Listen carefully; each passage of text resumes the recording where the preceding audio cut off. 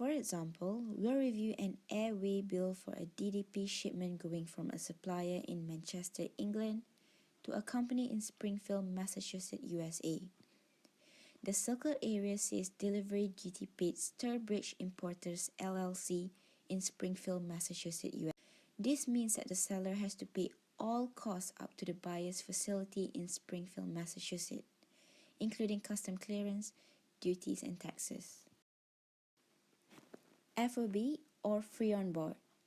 Delivery occurs at the origin port, cleared for export, and loaded on board the vessel.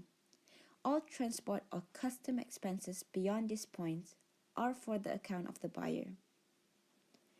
FOB has only been intended for maritime or inland waterway transport, where the seller's delivery obligation ended in the port of export once goods have been loaded on board the vessel. In this example, the seller located in Vancouver, Canada is going to export loose grade A summer corn to a buyer in Valparaiso, Chile. The Incoterms rule in the circle area names a port of export, which is Vancouver. This means that the seller is responsible for risk of loss or damage and inland transportation costs until the goods are loaded on board the vessel. Once that happens, delivery has occurred and all responsibility shifts to the buyer. Finally, the second circle area conveys that the goods are arriving at Vancouver Port by rail and that loading is the responsibility of the seller. This statement is consistent with the definition of free on board. It also states that all charges beyond the FOB point are for the account of the buyer. CIF, or cost, insurance, and freight.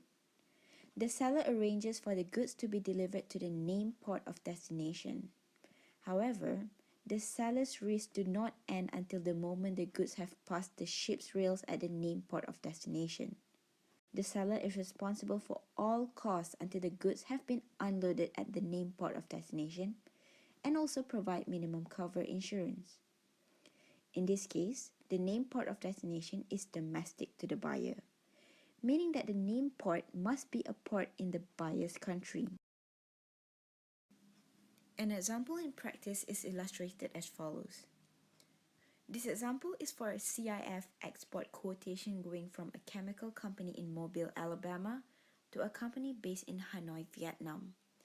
It can be seen in the quotation that it listed the price of the goods on a CIF basis, which is the cost of the potassium nitrate plus ocean freight and minimum cover insurance. There is no inland freight shown at origin as the seller will pump the chemicals into the ship from a tank farm adjacent to the berth in Mobile.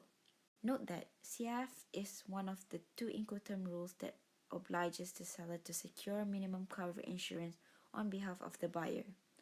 The other one is CIP. Created using Powtoon.